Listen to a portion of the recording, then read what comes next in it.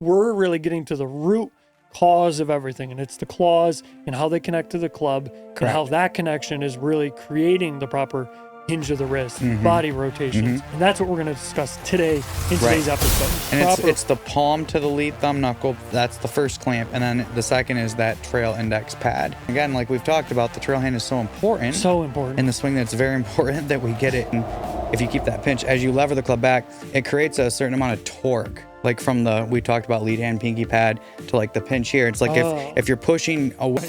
Is close. Understand that the golf swing is 90% hands and arms. It used to be, like back in the 20s and 30s with Harry Vardon and Henry Cotton and all these guys, they were saying that it was 90% hands and arms. Where did that get lost? Like, why? Why did we lose that? How's it going, everybody? Welcome back to the Cause and Effect podcast, where we introduce the cause and effect relationships that exist in golf in relation to the hand to handle to club relationships. Episode 24, we got our compact clubs here. These will be in everybody's hands Valentine's Day. We announced this a little bit kind of in the last episode. Partnered with Super Stroke Grips. A lot of exciting stuff coming with them. Another thing we're launching with this that we kind of teased in the last episode was our archive videos that we're going to launch. So if you have one of these clubs, you're going to get access to a set of archive videos, and we're going to keep releasing more content on what that's going to entail. So if you don't follow us on social media or anything, go follow us on those. All the links are on the bottom for that. So yeah, a lot of exciting stuff coming with that. Because we've been wanting to do like a set of archive videos. We've done a ton of content. Right. If you went through like our catalog of like all the content we've done, it's a lot. So we're just trying to organize it now. Yeah, exactly. Because it's kind of overwhelming. Like if you just like first come to like see our content, it's like, where do you start? Yeah, right. So we're going to have a good place. Like Qualified is kind of like our best structured spot we kind of have right now, but we want to have something even better than that. So we're going to create some cool videos just teaching you how to create the proper connection to the club, how to create the claws. And using the compact club is going to make your life a lot easier to do all this because, it's more like compact. And it's just like, it's like having like a remote on the side of your couch. Totally. It's like grab it and like, boom. I mean, I've been working with it a lot, just kind of testing it and getting a lot of feedback for like advancements we need to make in the next versions. Cause this is just version 1. Like we're going to have like different versions of it. And eventually they're going to kind of be focused around more of our like technology that we created, and we got a lot of cool stuff coming. So everybody be on the lookout for that. We're releasing a bunch of marketing content. We got our cool artist, Antonio, doing a sick piece of art for us.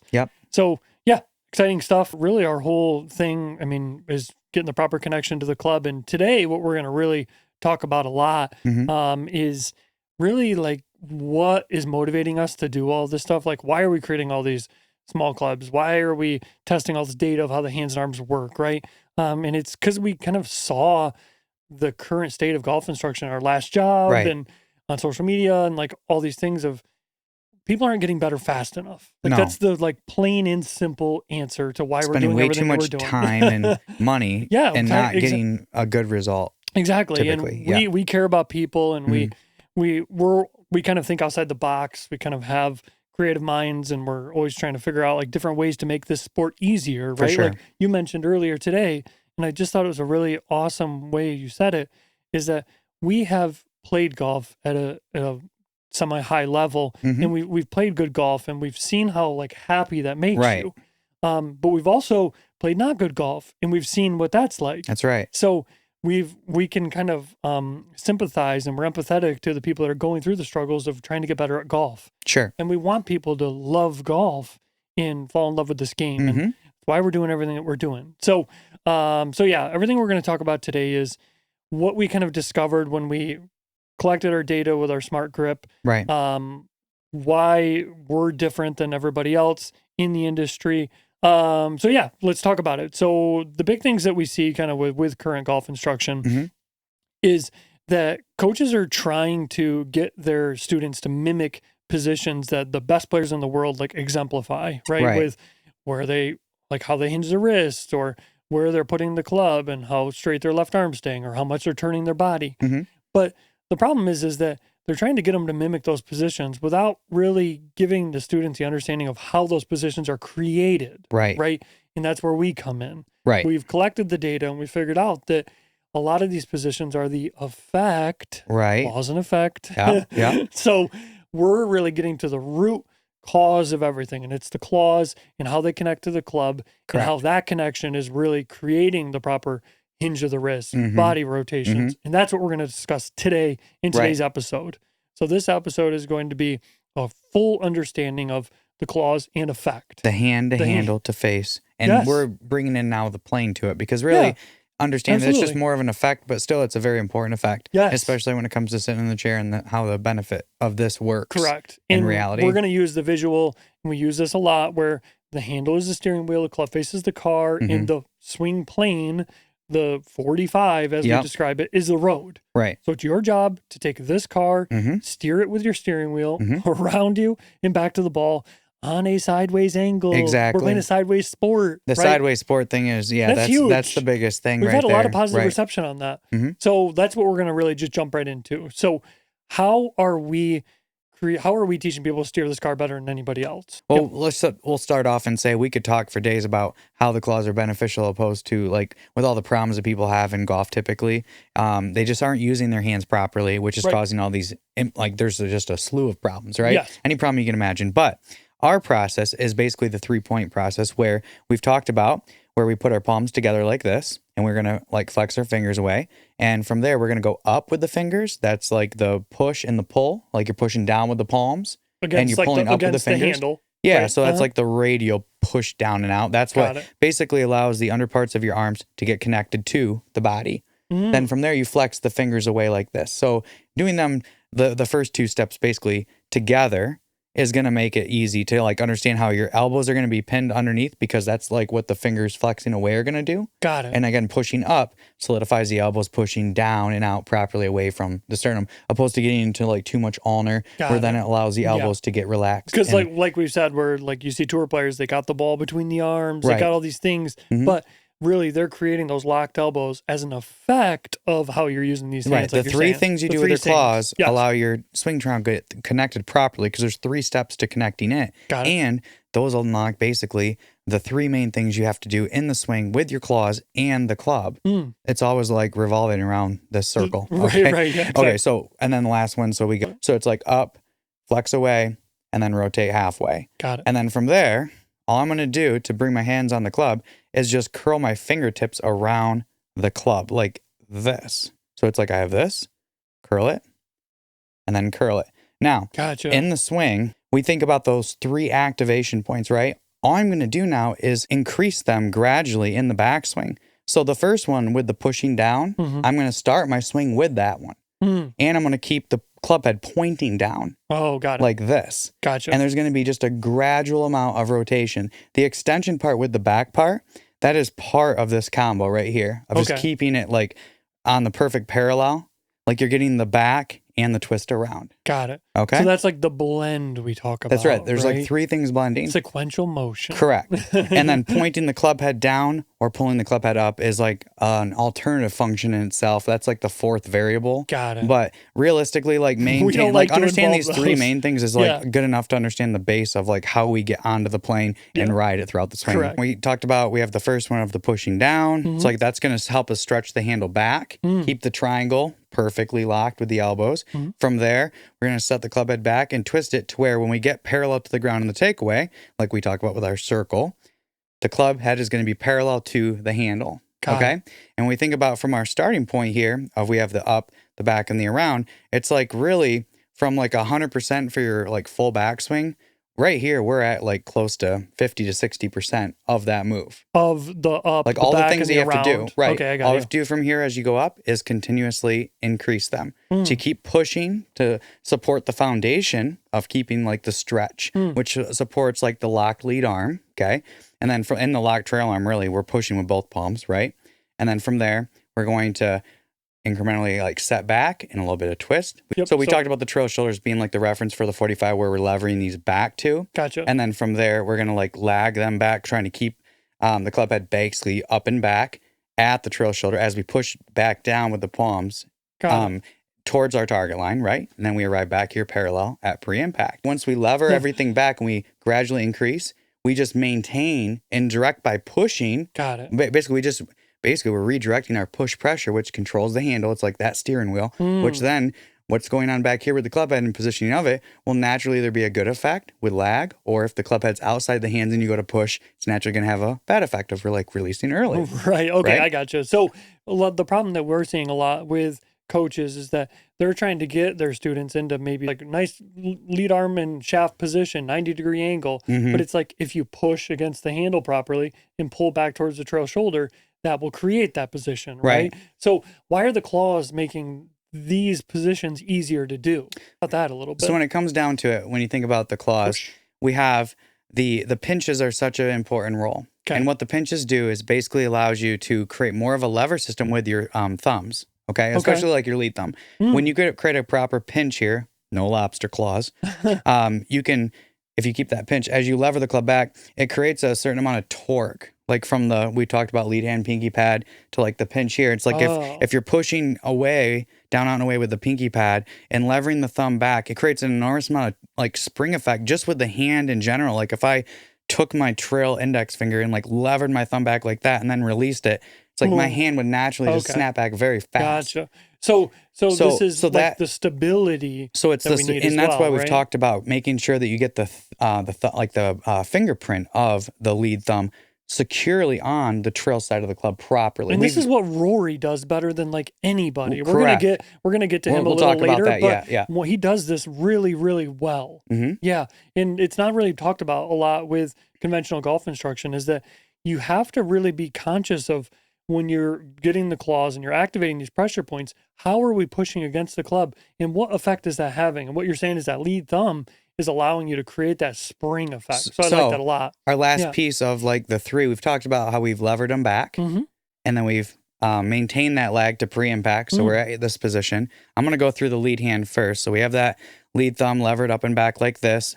In a sense, even at pre-impact here, still towards the trail shoulder. Okay. So that's like wound up. Yeah. Ready to exactly. boom. The butt end of the club is at the inside of lead leg. Now from here, basically the lead thumb is going to unlever. But the thing is that it's not like the lead thumb's just going to snap down and the lead hand pinky pad's like, I'll just let go and just let this, That's important. That's what we talked about with the scooping idea, right? Where it's like from here, we have to start like maintain the push forward. The club head is just going to work down and around the hands until it gets back to the third parallel position, which is at post impact. So we have basically the idea in the swing is these 3 point of activations of the claws, again, allow you to connect your triangle in 3 ways, which then that unit together of those 6 things allows you to set the club head back in the right direction and ride the 45. Like there's 3 things the club needs to do. Right. And then you just maintain them. And then basically those 3 things are unwinding and releasing in just the opposite format of which they were wound in a sense. Gotcha.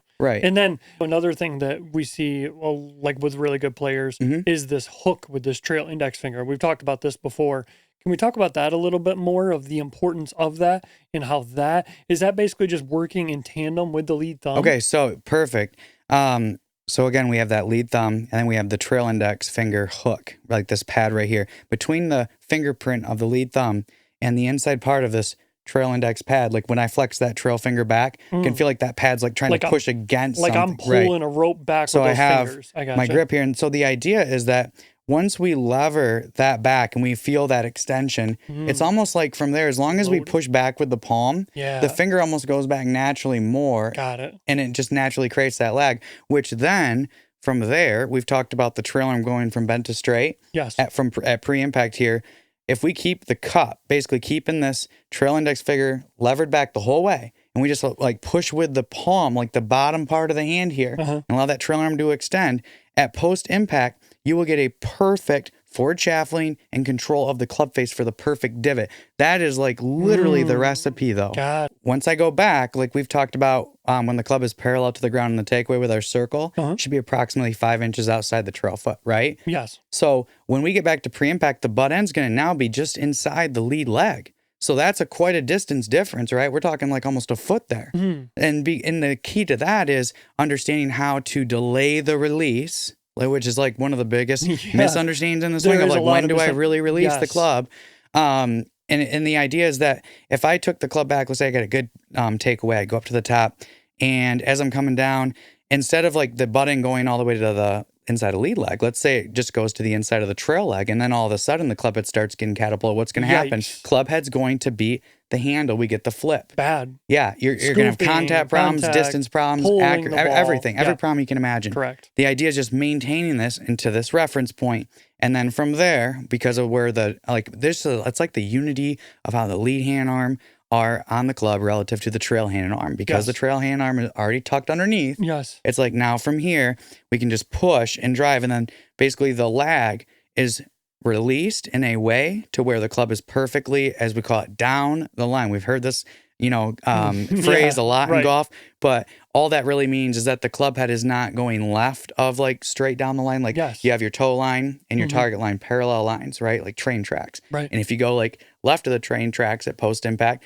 you're coming from the outside in, and that is guaranteeing that you are also scooping. Right. In a sense, right? Right. And then if you go too far inside and then go outside the tracks, that could also be problematic. But typically, more times than not, we see the outside in move.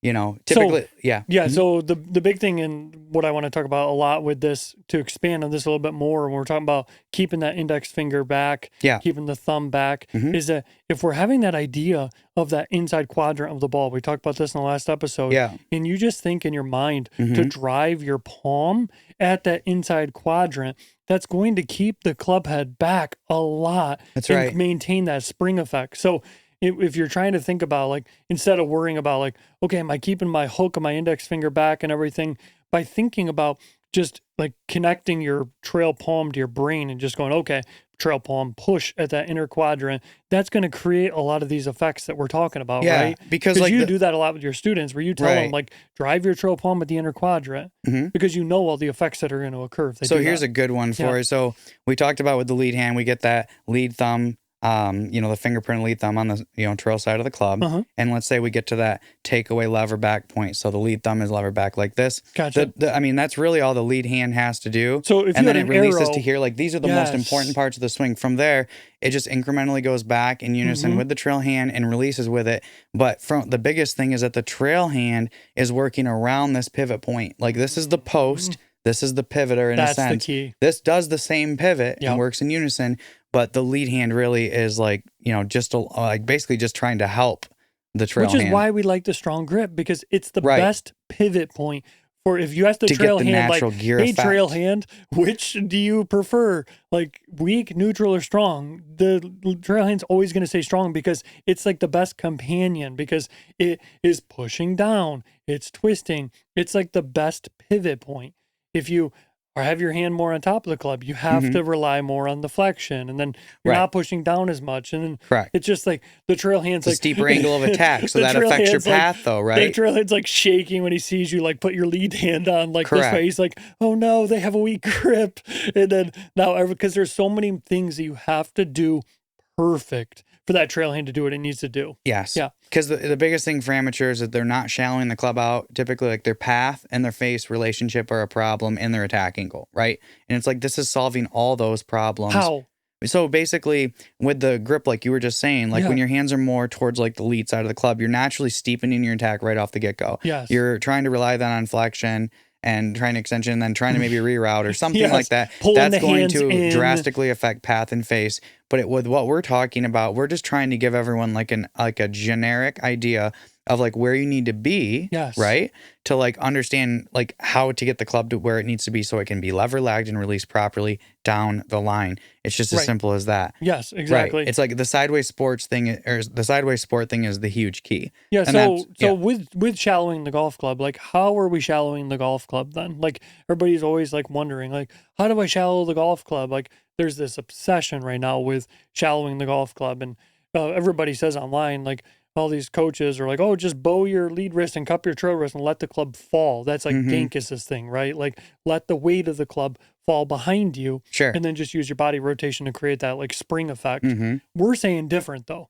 We're saying get to the top and just, it's really the shallowing is how to drive the butt end and have the club. You're almost properly. There. Like all you have to do is direct the button down and out towards target line if the club is perfectly in position at the top. So if a student gets up to the top, how do you walk them through how to shallow the club? Walk me through it. So so basically, so let's just understand this real quick, okay? Shallowing the club. what does it really mean? Like, what's the objective of it? At pre-impact, to get the club head basically to where it's either in line with the handle down the line here, or the club head being maybe a little bit back of the handle like this, which naturally would support which we prefer. more of that, like, right, to help that shallowing effect. Yeah. So that's really what we're trying to achieve, is that pre-impact, getting into that position. Okay? So from there, what we're trying to say is we get into the first parallel position here in the takeaway with the handle and the club head. Then we lever it up, the club head up and back towards the trail shoulder. If we maintain the club head position up and back towards trail shoulder and navigate lead thumb and trail palm, we just push back, down and out, back to when the club gets parallel to the ground. Now we're basically going to push down. That's for the trail hand and arm. So let's think of it as, we'll refer back to that lead hand being the post. The trail hand and arm are creating speed around it. Okay. That's key. This is how, so we talked about the levers. We got 3 levers. We're lagging them back. Now they release, but we have to maintain the 3 pressures in a certain way. The piston's got to keep firing. How we release. Okay. So we have to, again, trail hand stays cupped. Trail index finger stays bent back. We allow the trail arm to go from bent to straight. Trail wrist stays cupped. We're pushing even with that lead hand pinky pad to lead thumb, though. Remember, then we never give up with the pushers. Pushers are constant. Pushers. And then from there, we could say that from there, it's like, really, if you just drive the palms enough, and let's just say if your body is not literally moving laterally, then the club is going to naturally release. And the idea is this. So with the strong lead hand grip, lead thumb here, it's levered back, trail side of the club. From here, when it releases, look at that right there. So I have the cupped lead wrist. What that is doing is, again, allowing the club angle to get back to parallel to my target line. So again, if I start here, I'm parallel here, parallel here, parallel there. Gotcha. And this unwinding effect, controlling the unwinding rotation parts of the swing, right, is like controlled rotation of the club. It's not like we're flipping. We're not sitting there trying to wind it back and then unwind it. No, that's why that's why we're the advocates of the strong grip. But because the club does the work for you. So that's one thing I was thinking about earlier, was I've heard that phrase so much over my life, is let the club do the work. And it makes sense. If your claws are doing their job properly, then the club can literally do its job and the work for you from pre to post impact, in a sense. It demands very little concentration and focus. But it's just club's getting, like looking up at you like, well, you can let me do the work if you do your work. You know, it's like the club's like looking up at you like, if you do your job, I can do my job. We're a team here, buddy. That's it. So back to our last thing here before we segue into our pro swing things, is just understanding that the 3 key connection points with getting the perfect claws, again, are making the 3 things in the swing perfect for your arms and your club. And that's it. And the plane of the swing, again, to ride it with the club head and the handle properly, it demands, again, like 3 things. You lever them back, and then you maintain them back, and then you release them. The biggest thing that gets me excited when we talk about all this, and it's just when I kind of see all the instruction content online, and I see all of the things that aren't being talked about, and I'm just like, that if you talked about this, it would help so many people. So that's what's just exciting for us to do all this content. But what you said about pushing with the bottom part of the lead hand, keeping that thumb flex back, and then creating that pivot point for that trail hand to work around. Right. That's what the pushers, best players the are doing. pushers on the 45 is the key foundation for the handle, so that the handle doesn't decelerate too much where the club head is catapulted ahead of it, or in a certain way. So that's, again, what the best players in the world are really achieving. Yes. Right. And that's why, guess what? If you have a strong grip, you have good pushers. That's right. I mean, you're at least starting with them, whether we know how to use them perfectly, but it makes it, you're giving yourself very the best easy. chance. Yeah, it's just simpler. Yeah, we're trying to swing on a sideways angle. Okay, get your lead thumb on the side of the club. Okay, we're also trying to lever the club up and back. Okay, well, I know if I push down on the butt end of the club will lever up. Well, what gives me the best chance to push down? Having my lead wrist like this.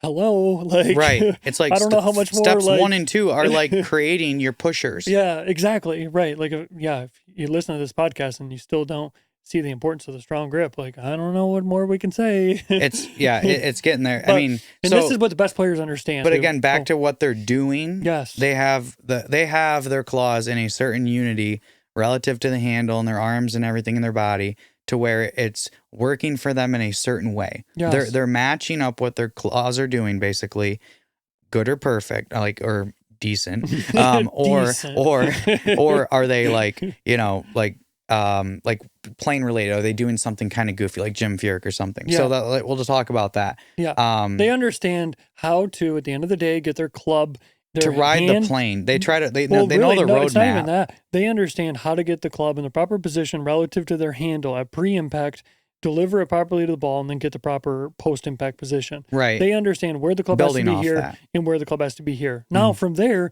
you can build off that, build your swing plane, maybe make alterations because it feels more comfortable. But has to be here, has to be here, and has to be here. Correct. That's the key thing. That gear effect has to happen. It has to. So every good player has in common. And if you have a good grip, then it just gives you the best chance to do that. The hand to handle to face to plane gear effect. Yes. It's the secret to the sideways sport. Exactly. And that's why the strong grip is that. So correct. Let's dive right in now to our tour players. Yes, exactly. So our plain and simple segment, our big thing here, like at Claws, we're always kind of doing like audits on like, okay, how's our podcast doing? Like, is this segment providing enough value for people? Plain and simple.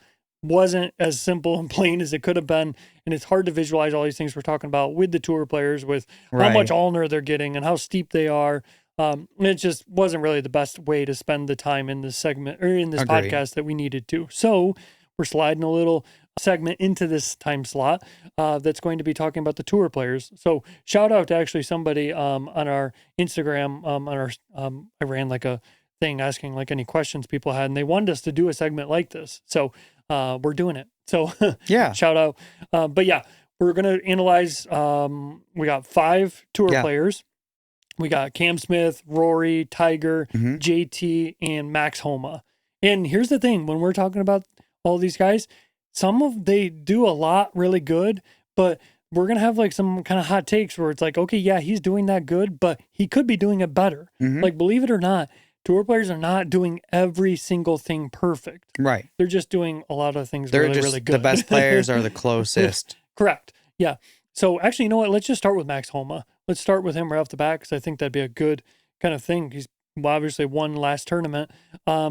He doesn't have perfect claws. No, he has. So it's kind of weird. Like he has his lead hand turned over in a strong position, but instead of having like his proper lead hand pinch like this and then putting it on the club like that, he basically like has a longer lead thumb like this, but again, a strong lead hand position like that. Gotcha. And then with the trail hand, kind of same thing. Like he has a V, but it's like there's not a lot of connection in here. Gotcha. But it's in a very good, strong position where his V's are pointing, I would say, at like his trail shoulder. Yeah, his trail thumb I noticed was down the grip more than I would recommend. But like it's further down than his index finger. but the thing is though, if we look at what Max Homa does in his swing, he pushes a lot. He has a very quiet swing, I would say, as far as like you don't see anything violent happening. He just pushes really well with both hands. And I think because he has, in a sense, like less pinch pressure, because pinch pressure will activate your fingers more to allow you to like create more of a spring effect with like increasing like hinge or like, lever, and then maintaining that lag and like then releasing it. When you get that thumb on the side and you got that thumbprint on there, the more your like thumbprints are properly on the grip, the more spring effect you can get of the club head around the handle. Yeah, he's just very locked, like we like when we talk about like takeaway and post impact. Correct. But again, just kind of quiet hands. So it kind of matches again with his claws. So that's kind of the cool thing, is understand how they're matching kind of what they're doing. Which is probably why he likes to fade, because he uses his body more, because the more you're pushing, the less you're so kind easy of to levering. fade if you just open up your toe and body alignment a little bit. Like that's pretty much it. You can just hang on with your pivot point, and he's strong, and he's got strong upper body, and but the opposite end of that spectrum. Okay. So JT. So JT next, with his lead hand pinch, I would say it's not perfect, but I believe that's something to do with how much he uses like lead lag and rotates with that lead heel coming off the ground, like how much he turns and holds on. So like, I think if he was to create a perfect pinch and get his lead hand a little stronger over where we want it, it would be really difficult for him. Like his left hip would like get pulled out of socket. It might cause some problems, with like tendons and stuff, but he just like allows the lead thumb to stretch down just a little, and he's more neutral with the lead V going more at like trail ear. Okay. But the good thing with that though, how he matches this up is with the trail hand. Gets a Perfect. perfect pinch, Yeah. and that pinch is pointing at his trail shoulder. Gotcha. And that helps him support pushing from the trail side of the club, which he really needs Mm-hmm. because he basically is using his legs to really pull with the lead side, and for the trail side, he's relying on that perfect And trail his trail hand. palm is so connected to his lead thumb knuckle. It's so good. And you watch with Yeah. JT too, like you see him at his setup. He's got that trail hook that Yeah. we talk about. And that's like what we see with all these guys that For we're sure. talking about. Yeah, you'll see them whenever they put their hand. You always see the pros doing this a few times. Yeah, exactly. Getting They're that like right. getting the cat. That's right. Paw on the mat. The side of the hand. What did we call that? Like kneading the cat was like kneading the bed or whatever, Right. which was funny. Okay, cool. Who's next? Okay, so if we look at it from the Rory standpoint, Are we doing Rory next? so we'll do Rory. Okay, cool. So with The we best. look at his lead hand pinch perfect, and the lead hand V is going up in between his trail ear and his trail shoulder. There you go. And yeah. then with his trail hand, he has a good pinch, perfect pinch, really, with a perfect placement of his trail index pad against the side of the handle. And that pinch there, I would say, is matching. In between, I would say trail ear and trail shoulder. Gotcha. And he's got that, like we talk about with the rubber band thing, where if I grabbed like the this. finger, Like you yeah. could see this feeling like in his, like you can see he's really pressing. And which is why, like, I think when he takes the club back, if you notice, like there's a the little pressure. thing where Yeah. he just pushes, like you see his trail palm is like glued to his lead That's thumb. how he locks his trail arm. Yeah, Mhm. exactly. But his trail arm kind of does like a couple weird things because I think his trail hand's almost on top too much. Yeah. Because and then he gets like a little bit of internal rotation, and then his trail elbow gets behind him too much, and club gets across the line. But if I was him, I would try to get that trail hand just a little bit For more on sure. the side. Then his trail arm would be a little more externally Neutralize rotated. everything else with playing. Yeah, Boom. exactly. Because he just he gets his club across the line, and I mean, obviously we're like really like being picky here, but this is like if we were talking to these guys, this is how we would talk to them as their coaches. Yeah. Like we're not just gonna sit up here and be like, "You're so good, bow down to you." It's like, no, you could be doing this, this, and this better, and it would like improve Sure. this. So, Absolutely. but our next guy, Mm-hmm. Tiger, Yeah. it's hard to really find It's- much wrong with him. It's pretty But much the same pretty as si- Rory, it though. is, It's yeah. exactly the same. I is. would say, great pinch with the lead hand. The V is in between trail ear and trail shoulder.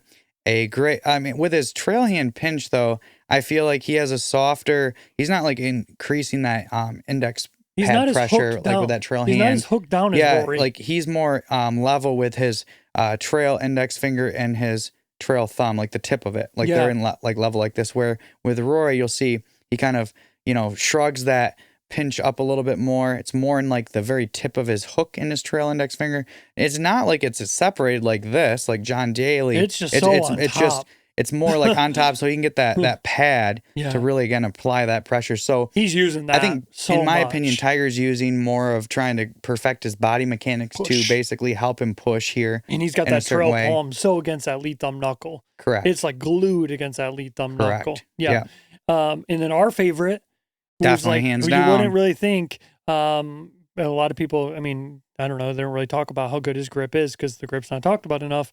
But Cam Smith, Yeah, the definitely. best, the GOAT of the claws in the current For like, us golf right now, game right now. that's what we really We like. love it. He has the perfect pinch, but he also has the perfect strong grip where the V is at the trail shoulder, Mhm. the trail hand, perfect unity with trail palm to lead thumb. And also here, he has like the pressure against the side of the club with that trail index pad. Yes. But he has the V going perfectly at his trail shoulder with his trail hand as well. Yeah. So both V's at the trail shoulder, really strong. It's like, I mean, you could do, I would say, quite a few different slight alterations in your swing from that grip type And still play be incredible playing like golf. close to Because guess number what? one in the You're on world. the side of it. Right, In exactly. a sideways sport. That's right. But yeah, and the big thing we see with all these guys, and again, we talk about this a lot, with that trail palm against the lead thumb knuckle, you see them just like milking that lead thumb. Exactly. Like they're just really trying to get that And proper. it's the palm to the lead thumb knuckle. That's the first clamp. And then the second is that trail index pad against. Like, so it's like palm to index pad because that's the placement that you have really to apply pressure with that trail hand. And again, like we've talked about, the trail hand is so important. So important. In the swing, that's very important that we get it in like across the knuckle pads here, basically. Right. Not up into the palm. You know, if you get into the palm like a lobster claw, from here, it's like your mobility is limited. And then also, even if you levered it back properly, your fingertips can't be in a sense bent back to where you can even lag. Like it's naturally going to cause the club to just want to do that. That's such a great way to kind of think about this, is that when you look at tour players, when they're getting like that trail palm push against that lead thumb knuckle, is it's like they're almost trying to just cheat the trail palm ahead of the fingers as much as they can.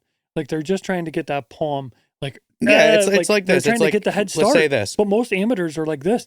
They're going this way with the fingers because they're trying to aim left and close the face and get the face closed. It's like the tour players are doing the opposite. They're on the side of the handle, palm pushed forward, fingers flexed back. That's why you see them pushing against that trail palm, because in their brain, they're like, all right, palm, get ahead, get a little more ahead, get a little more ahead. And the only way to get that palm ahead is to push against that lead thumb knuckle properly. And we did talk about in our last podcast about Davis Thompson and his first move, that when he starts the club back, his first move is to set the handle forward and like kind of like shift his lower. Well, we won't even worry about the lower body thing, but it was more about like setting the handle first forward, because, you know, again, if you're at a not, we'll say neutral completely standpoint at setup, but we can just go from there. But if we have to be here at impact, then why not start off by that being the first move, then go back? It's like your wrists are already kind of preset somewhat of the way. Yeah. And then from there, just like increase it back properly and then maintain and drive it. That's another benefit of the strong grip, or another benefit of the strong grip, but also another benefit of forward shaft lean is that it gets your trail palm ahead of your fingers. That's like, this is right, because you're already rotating on the trail side of the club, so it's naturally going to create that. Everything that we're saying is that the best players in the world at impact, their palm is ahead of their fingers. They're driving that palm at the inner quadrant. Correct. Fingers are staying bent back, and then the fingers are flicking down as more the effect of how you're pushing and applying that force. But if that's the idea, then why not start with your palm ahead of your fingers? Because if that's where you need to be at impact with your palm, it's giving you a good reference point of where you need to like get to. But if you start with like neutral and your fingers like this, like now you got to do something miraculous with the palms finger relationship, which is how the handle and club relationship is going to be affected. Right. And it's a thing that is, I mean, there's a way to create speed like that, but it's not like a thing for an average golfer to be trying to understand when it comes to consistency or anything. Way. Like, it's not nothing you should ever be thinking about. If you're struggling with hitting the inner quadrant of the golf ball and getting the proper gear effect from how the club's working from pre to post impact, there's no way you should have the handle neutral and your hands on top of the grip. Eliminate all the variables you can have to possibly have that outcome, and just, exactly. We're playing a sideways sport here. That's right. That's right. Yes. Trust your claws and the effects will be great. Correct. And that's the idea. Exactly. So, hot takes wise, it's a good really segue into now we're talking about like how a lot of these things aren't being talked about with how the hands are working and how coaches are focusing more on the body. Hot take, I think that coaches are focusing too much on at the takeaway, their students going inward with their hands and just focusing on the rotation of the body, but not actually focusing on creating the proper pivot point for the club to work around. For sure. Everything that we're talking about today with getting the proper connection to the club and getting the proper lever points with the thumb and the trail hook is that we're trying to create a perfect pivot point for the club to go from here to the trail shoulder. So then it has the best chance to return to where it was at the takeaway and release the proper quadrant and towards then release. The left shoulder. Yes, towards the left shoulder. So if you don't have the proper pivot point, and these coaches are saying, pull your hands in, get the inward hand path. It's like, well, now, like, how do you transition from there? How do you get back to the proper pre-impact position? It's like you're skipping the most important step. So hot take, this step is being skipped over way too much, and it's creating the proper pivot point in the takeaway. So how do you, if you're like teaching your students, how do you describe the takeaway? Do you talk about more like in relation to pre to post impact? How are you doing that? So hand path, big time. Right. So basically, if you think about it, we come up with this idea of like 3 parallel lines. And parallel meaning from address, you have your takeaway. We are parallel with the handle to the club head. We're parallel with the handle to the club head at pre-impact, and it is re-parallel at post-impact. Okay. Simple. The 3 parallels. Exactly. So the problem is that when you work the handle in, we've talked about like with our claws, like we have those 3 activation points. The first one is the pushing, with the fingers up. And then we have the idea of the back, right? Yes. So those two are our pushers. So the thing is, like, if I push down and I like set back, it's like if I go inward with the handle like this, the club head, the way that it reacts to this is going to be minimized as far as how much it's going to like be able to set back and around the handle. And you can really drastically add that from the takeaway to the top, which is what we typically see. Yeah. But to be honest, Why? like seeing this kind of an angle coming down opposed to understanding like here and then how it should naturally like twist back like this to come back, it just doesn't make sense of like... It's like if you were telling somebody this is where the club needs to be at pre-impact, this is where it needs to be at post-impact, then logically in your mind, why would you start back with the handle here and the club head here? It's like, just try to create where it's going to be at pre-impact right off the bat. Right. That's what we're saying, right? And golf, like really with the way the golf club works, I mean, it comes down to very basics of like 45 and 90 degree angles. Yes. And it's just like this idea of like the parallels. Like that's really all we have to understand. Correct. And to be honest, like, so if you took 100 random people, different ages, you know, body types, whatever, Yes. and you basically had them all doing the move perfectly, Yeah. they would all look a hair different doing it. But the one thing you would see is very similar positions with their hands. Yes. And very like similar positions with their club Correct. at those 3 points. Yeah. And but again, it would all look a little different because of what they can do. Correct. But they'd all be hitting the ball well too, though. Yeah. And that's it. So we're just trying to explain that if the hands go in the backswing or the hands come through in the follow through, it affects the pivoting action of the club head around the handle and the club head direction around the handle in the backswing and being released around the handle in the follow through is the key really to create natural speed and consistency. There we go. Like in a sense, if you want to talk about letting your club like work for you Do more the or let work. it do the work, it's like this is how we let it do the most work possible in the Exactly. simplest way. Yeah, exactly. It's Instead like, of trying to add, because I've done the takeaway move where working the handle in and just pushing and keeping the club head out and then transitioning.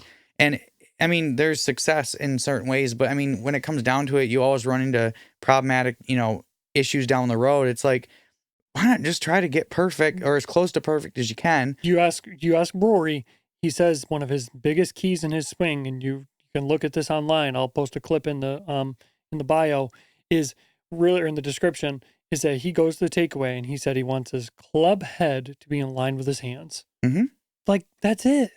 Like, if Rory's saying that, you're seeing like JT, you're seeing all these guys like try to get that proper position at the That's it. takeaway. Yeah, You yeah. always see them like trying to get that checkpoint. Why would you pull the handle in and get the club head out? If the best players in the world aren't Right. doing that, like a majority of them, if you put a sample size of 100, like you're saying, 100 people, Mhm. you took 100 tour players, I would say maybe 10 to 15% are doing that move. Agree. So as a coach, why would you be teaching your student that? It's like a disservice to them. Absolutely. Yeah.